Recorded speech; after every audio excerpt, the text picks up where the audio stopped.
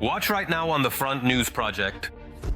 A night of reckoning from the armed forces of Ukraine, the disposal of Russian war criminals and enemy equipment. You have to see this. Putin's worst nightmare. HIMARS and NATO F-16S are strengthening Ukraine in Moscow. Get ready. And also, Belarus has received a new batch of Russian fighter jets. Lukashenko is preparing to strike. Fiery, intense, and blazing footage from the front lines. Watch right now.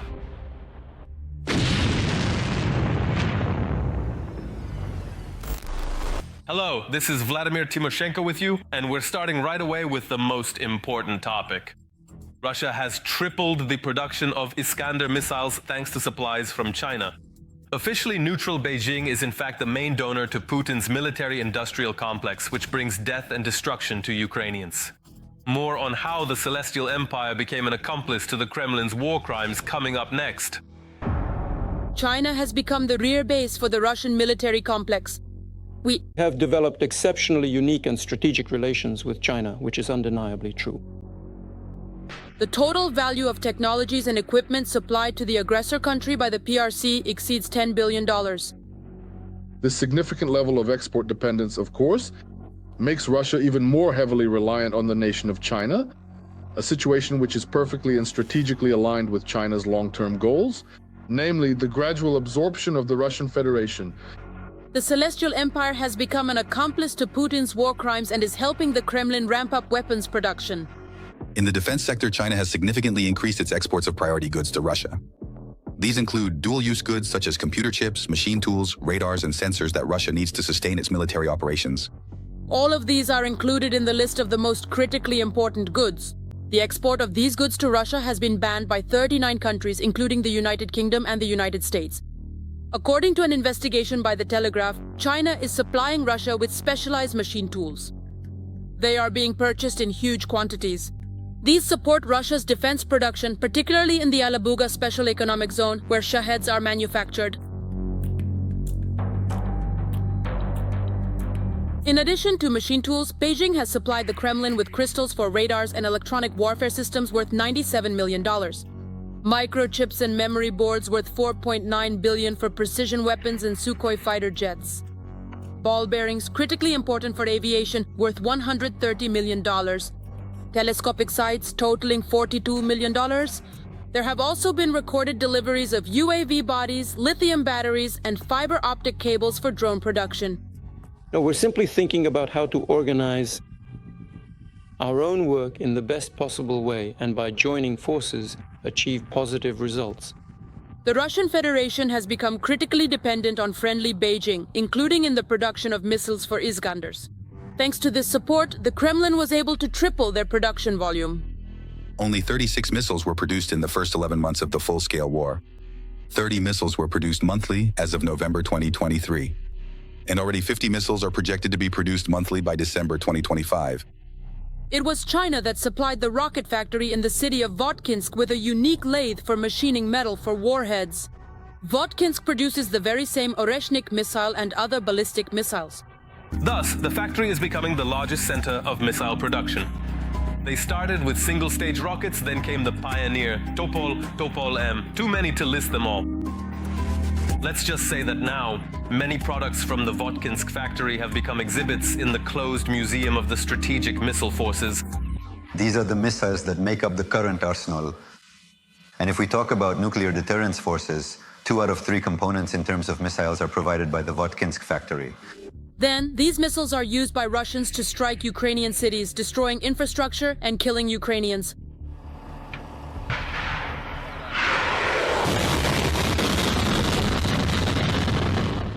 After the announcement of an energy truce, Russia launched Iskander-M missiles and 111 UAVs at Ukraine. Russia carried out a combined attack on Kryvyi Rih, launching more than 70 drones and an Iskander-M ballistic missile. Civilian infrastructure was damaged, more than 3,100 customers were left without electricity, and miners were trapped underground. After the massive shelling carried out by Russia on the night of January 24th, an unexploded warhead from an Iskander-Mike ballistic missile was found. In 2024, China supplied about 70% of Russia's imports of a key component for ballistic missile fuel. Although China's Ministry of Foreign Affairs has denied accusations that Beijing supplies Russia with specialized equipment and machinery, China is currently a key trading partner of the aggressor country. Its share in Russia's foreign trade has increased by almost 34%.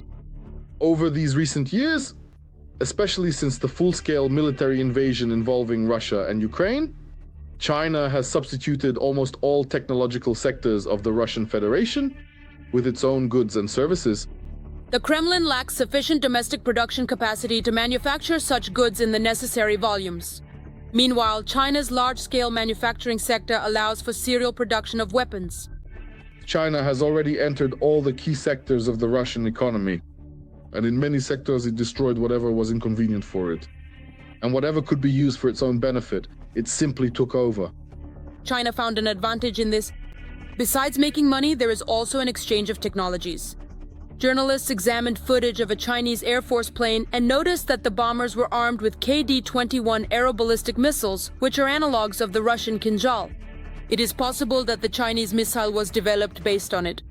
This is very similar to what happened earlier in the Soviet Union, when the state directed all its efforts exclusively toward the military-industrial complex, while the entire civilian sector either lagged behind or was completely dependent on exports.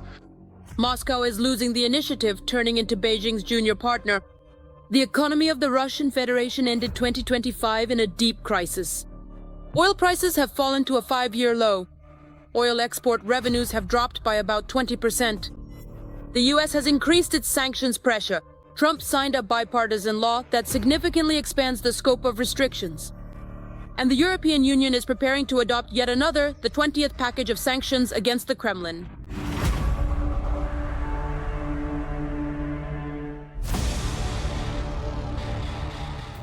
Penguins, piles of garbage, and even public toilets. Russian soldiers disguise themselves as all sorts of things, even penguins and more, just to avoid being spotted by Ukrainian drone operators, and to get a chance to survive. How do these kinds of costume parties at the front usually end? That's what our report is about. The Ukrainian Armed Forces are opening the winter hunting season for penguins, or more precisely, for occupiers disguised as them. Ukrainian soldiers have published videos of attacks on Russian penguins. That's what internet users have dubbed Kremlin contract soldiers in their awkward camouflage cloaks. Despite all the creativity of the Russian army, as you can see, the disguise didn't work. For their efforts, the occupiers only received free tickets to a concert in the afterlife. At first glance, it might seem that the Russian command dressed up the occupiers like this, as a punishment for some kind of misconduct or for refusing to take part in meat grinder assaults. But no, as it turns out, this kind of camouflage is actively advertised and sells well on Russian online marketplaces. Kremlin cannon fodder are convinced that they won't find better protection from thermal imagers and FPV drones in the special military operation. Tested in action, the slogan says. And Russians themselves add in the comments that supposedly there haven't been any returns yet. And here's another brilliant innovation from what Putin calls the world's second army. We're working on tents, setting them up, taking them down, folding them. So we have 10 tents, and each group has 5 people. According to the Russian command's plan, these improvised tents will protect them from both Ukrainian drones and the freezing cold. But here's the problem. What is considered a tent across the border is actually a portable camping toilet everywhere else in the world. But for Russian soldiers, eating, sleeping, and relieving themselves in the same place is nothing unusual. They're used to it. On the left, the penguins from Madagascar. On the right, the penguins from Vorkuta. However, to be fair, sometimes the occupiers do manage to hide themselves quite well from the eyes of Ukrainian drone operators. We're walking by, and there's a pile of something lying there, presumably an Adamovsky soldier. Such camouflage, especially in the ruins of urban areas, is hard to distinguish from other debris. Come on, local, crawl out slowly. And just like that, he gets up. Just a little. He starts moving. Then in a flash, he's a pile again. But only a handful at the front can boast such equipment. Most are sent into assaults by Russian generals, wearing whatever they have. Often it's the relatives of contract soldiers themselves who ask the Russian command about this. After all, the more visible a soldier is in the snow, the sooner his family will receive a death notice, and with it, the funeral payout. For many Russian families living below the poverty line, this war has become a real lottery ticket. You send your husband, brother, or son to this so-called special military operation. The main thing is that he gets killed there and that it's proven afterwards. And you get an amount of money that the whole family could never earn in a lifetime. That's the kind of attraction Putin has set up for Russians. This kind of business across the border is practically running like a conveyor belt. To avoid unnecessary expenses, the Russian command doesn't even bother with proper winter uniforms for their soldiers. That's it. This is supposedly considered a winter kit, but in reality, it's not really one at all. Instead, Russian Z-bloggers give their fighters valuable tips on how to get themselves killed as quickly as possible. You need a big one like this. Where is it? Like this one. This hat, yes, now that's what we mean. You put it on like this. Then you unbutton it like this, just like that, Spanks, like this. But just like that, oops, like this. Wrap yourself up like this and you can sit in the trench with pleasure. With a hat like that, it's much easier for a Ukrainian sniper or a drone operator to aim at you. Because that's the system. I hope that's clear. That's what the Russian army of 2026 looks like. Barefoot in ushankas and with outdoor toilets on their heads. And now, it's time to analyze the operational situation on the much-suffering Pokrovsk front. Fierce fighting continues. Since the beginning of the day, on the Pokrovsk front, Russian aggressors have made 28 attempts to push our soldiers from their positions. In the areas of the settlements of Rodinskaya, Mirnograd, Kotlina, Udakhnaya, Molodetskaya, and toward the settlements of Beretskaya and Novoalexandrovka, Novopodgorodnaya and Novopavlovka. The defense forces are holding back the onslaught and have already repelled 21 attacks. And now another extremely important topic. A new nuclear arms race. As soon as this Thursday, the agreement between the US and Russia on limiting nuclear arsenals will expire. And now, this restraining factor is truly ceasing to work. What will happen next? Could it be that the world will be left one-on-one with the unchecked ambitions of two presidents with nuclear briefcases? Let's watch. A new nuclear arms race could begin as early as this week. On February 5th, the New START Treaty, also known as the Strategic Arms Reduction Treaty between Moscow and Washington, expires. If it expires, then it expires. We'll just make a better agreement. On the eve of the New START Treaty's expiration, which sets a cap for each side on the number of deployed nuclear warheads, up to 1,550 units, Donald Trump made it clear to Putin that the US is not interested in Russia's proposal to extend the main provisions of the treaty for another year. Why is Putin himself in such a hurry to extend New START, even willing to prolong it unilaterally to do whatever it takes? The answer is very simple. Putin doesn't want this treaty to let China, which is actively building up its nuclear capabilities, in, because then the uniqueness of the Russian Federation as the world's second nuclear power simply disappears.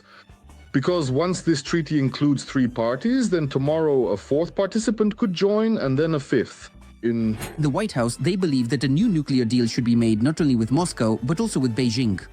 At the same time, China has categorically rejected Washington's proposal. It is unreasonable and unrealistic to ask China to join nuclear disarmament talks with the US and Russia. China has always maintained its nuclear capability at the minimum level necessary for national security and has never participated in an arms race with anyone. But the Chinese communists are being disingenuous. In recent years, China has sharply increased its nuclear potential, almost double. Now, China has more than 600 warheads, and according to Pentagon forecasts, by 2030, the Chinese plan to expand to as many as 1,000 doomsday warheads. The world is on the brink of a new arms race. I don't think there will be another treaty limiting the number of nuclear weapons in my lifetime. As experts note, the main value of the existing treaty was not only in quantitative limits, but also in the processes of mutual monitoring, inspections, and data exchange. However, the entire inspection process was first suspended during the COVID-19 pandemic. And then it completely ceased when Putin, trying to intimidate the world in the second year of the full-scale invasion of Ukraine, halted Russia's participation in the treaty. START 3 is a fundamental component of Putin's ideological construct, Pokrovsk, which they have been systematically disseminating to the Russian people for many long and arduous decades through their state-controlled propaganda. I would certainly urge a great deal of caution in attempting to make any definitive predictions right now, but despite the fact that this specific international treaty is set to expire on February 5th, the Americans are highly unlikely to insist upon any significant changes or demands on the strategic inclusion of China in it, and also undertaking a fundamental revision of the specific terms of the treaty in order to guarantee its comprehensive and effective implementation. And above all, of course, this depends on the active participation on the part of the Russian Federation and the sovereign nation of China.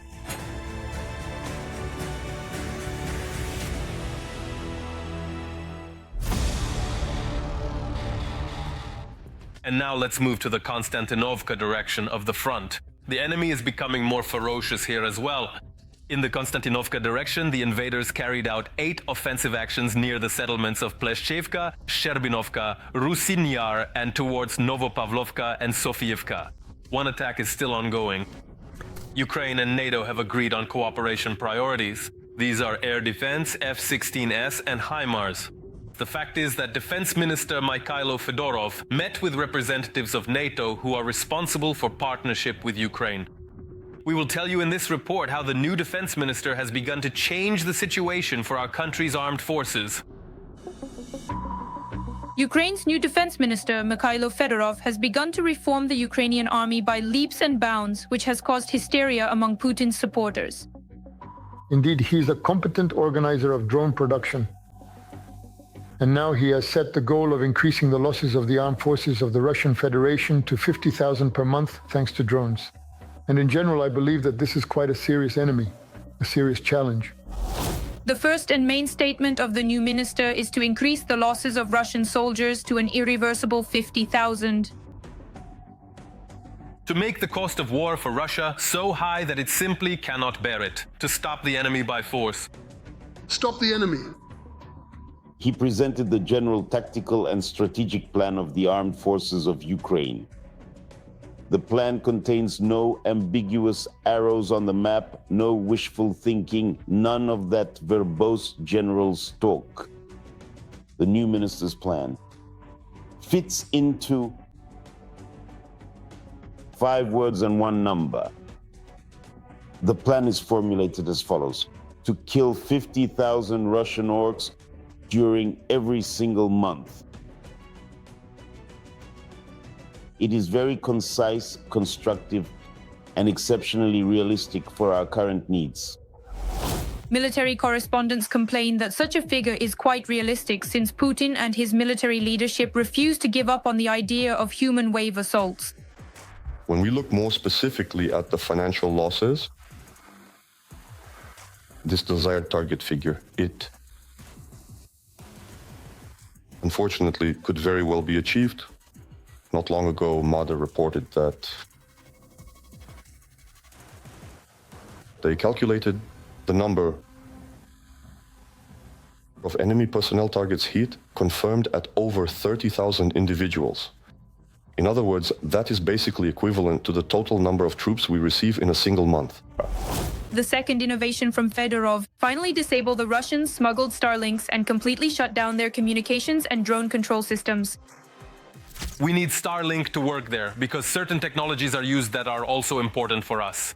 They are connected to drones. There is another way to make sure our Starlinks work, while the Starlinks that appear there by other means do not work. And so we are working with SpaceX to resolve this issue. Elon Musk himself supported the idea and said he would help in any way he could. It seems that the steps we have taken to prevent the unauthorized use of Starlink by Russia have borne fruit. Let us know if additional measures are needed. We've come up with an even simpler method, as far as I understand Starlink satellites. Now, after some time, only those terminals that are on the so-called whitelist will be serviced in Ukraine. That is, units of the Ukrainian Armed Forces and ordinary Ukrainians who have these very Starlinks need to add their terminals to the whitelist, register them there, and then continue using the internet as before. But Russians will not be able to do this. They won't be able to add their terminals. They're contraband to this whitelist, and that's why their terminals will all soon turn into pumpkins. Since Fedorov was appointed Minister of Defense less than a month ago, and Russians are already in a real panic over the first new changes. What will happen next is anyone's guess, but it will be very interesting to watch. Well then, now for an analysis of the operational situation on the Alexandrovsky front. Putin's soldiers, and here they are, true to form. On the Alexandrovsky direction, the aggressor attacked 3 times in the areas of Yegorovka, Zlagoda, and towards Ostapovskoye. One clash is still ongoing at the moment. A new surprise from Lukashenko. Belarus has received another batch of Russian Su-30 SM-2 multi-role fighter jets. Official sources do not specify the number of aircraft delivered. But this is not an isolated case. The country, meaning Belarus, has already received them during 2025. This was reported by the Ministry of Defense of Belarus. So what awaits Ukraine now? We'll tell you right now. Lukashenko is preparing for an attack. The potato father is stockpiling Putin's weapons. We are observing what is happening in the world around us. And today we truly need to modernize our defense, or perhaps address our apparent lack of substantial proof. The Republic of Belarus is a landlocked country located in Eastern Europe, bordered by Russia to the northeast, Ukraine to the south, Poland to the west, and Lithuania and Latvia to the northwest. Has recently officially received and integrated a substantial new delivery and comprehensive batch of some of the most technologically advanced and formidable Russian military assets and weaponry. These advanced supersonic high-performance fighter jets are currently soaring through the clouds at incredible speeds during their mission. On January 29th, another batch of Russian Su-30 SM-2 fighter jets arrived at the Belarusian air base in Baranovichi, according to the country's Ministry of Defense. The aircraft are equipped with long-range air-to-air missiles with a strike range of up to 200 kilometers.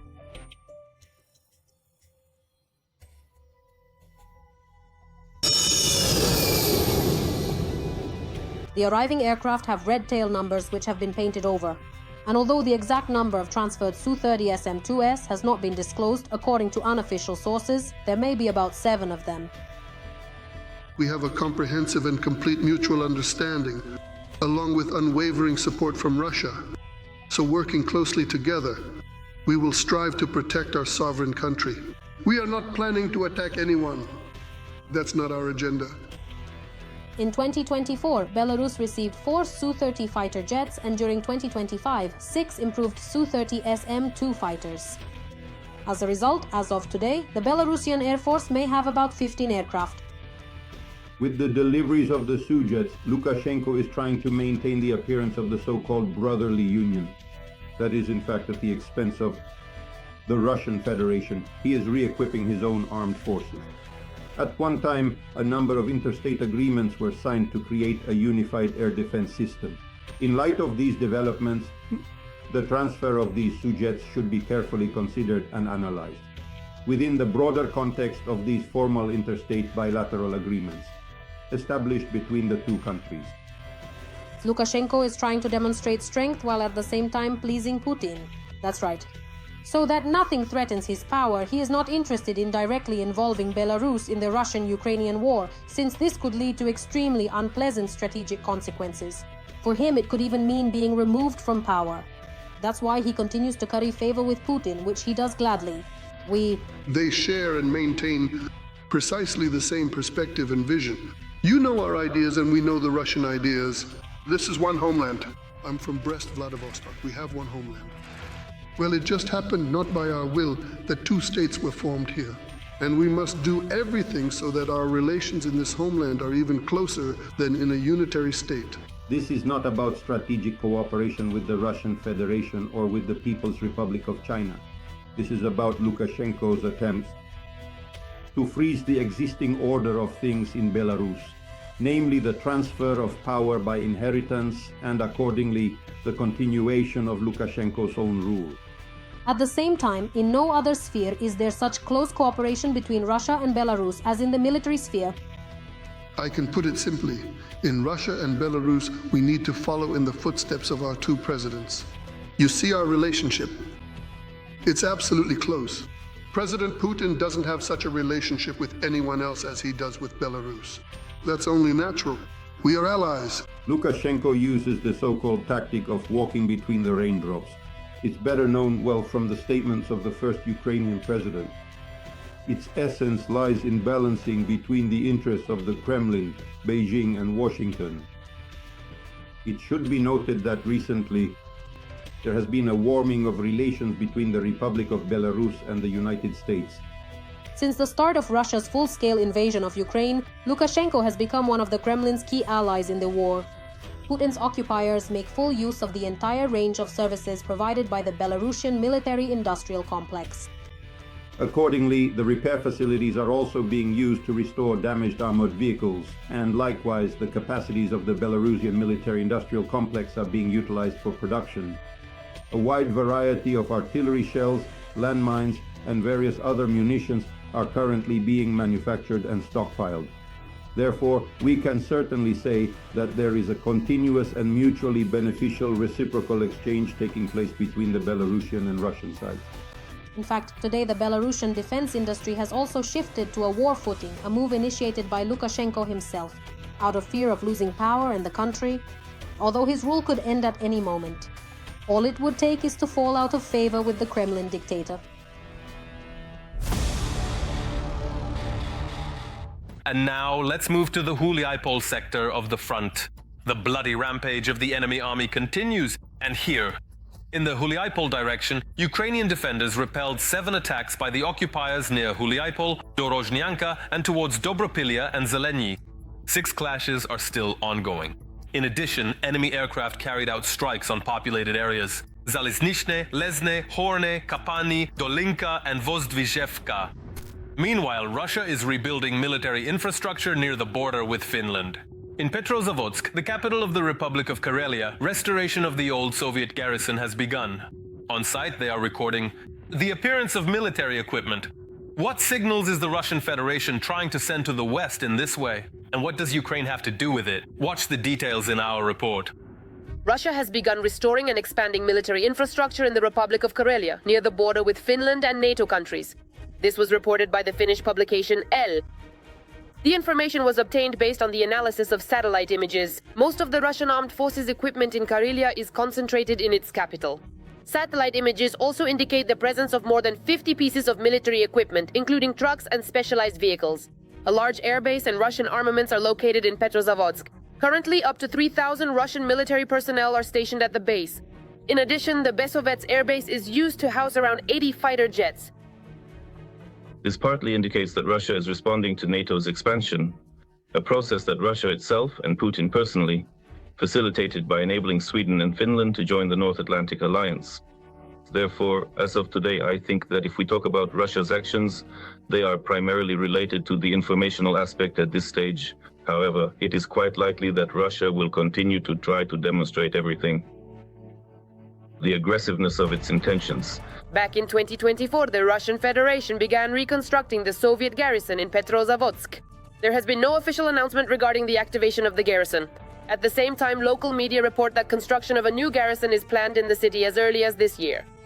According to experts, the renewed activity is connected to the creation of the 44th Army Corps of the Russian Federation in Karelia in 2024.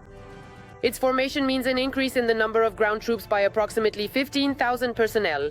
So far, only a small portion of the new personnel has likely arrived in Petrozavodsk, since housing and training infrastructure still need to be created for the military. These are signals that confirm our country's view and the data from our intelligence that Russia is precisely on this Scandinavian flank, maybe preparing for aggression against NATO countries. We're heading to New Finland in any case today, probably the largest country in the Baltics. I think these plans are precisely the main ones being considered today in the Russian Federation, regardless of the specific circumstances. The strategic reinforcement of this Scandinavian flank against NATO remains one of Russia's most critical strategic objectives. Analysts are also paying attention to Kandalaksha in Russia's Murmansk region, where a military town is being built for new artillery and engineering brigades. According to the plans of the regional authorities of Murmansk region, about a dozen new buildings are to be constructed there, and the total number of personnel could reach 2,000 military personnel. The garrison is located less than 150 kilometers from the Finnish border and holds strategic significance. The local authorities in Karelia openly support the expansion of the military presence. The Petrozavodsk City Council stated that the increase in troop numbers is a political decision by the President of the Russian Federation, and the region sees itself as a stronghold on the border with NATO. At the same time, a significant portion of the already formed units of the 44th Army Corps are involved in the war against Ukraine, particularly in the Kharkiv direction. Therefore, the pace of deploying new forces in the northwest of the Russian Federation remains limited. Nothing will change for us. We can only confirm once again that our intelligence is working very well, and the information that Ukraine shares about Russian plans with its allies and partners corresponds to reality. In its annual report, Finnish military intelligence notes that if the plan changes are completed, Russia's ability to conduct military operations in the direction of Finland will increase significantly. But while the full-scale war against Ukraine continues, Moscow does not have sufficient resources to fully maintain significant combat-capable forces in this direction. Today, thanks to Ukraine, all combat-ready units of the Russian Federation are actually engaged in the Russian-Ukrainian war on the front lines of the conflict. In this regard, Finland and probably Sweden as well have the least to worry about. It's worth being concerned that now here, to the border with Finland in particular, combat-ready units will arrive. That will not happen. Indeed, with such actions, Russia is trying to show that it can attack at any moment, and it uses this as a method of political pressure on the West. But Ukraine, at the cost of its struggle, continues to be a shield for all of Europe.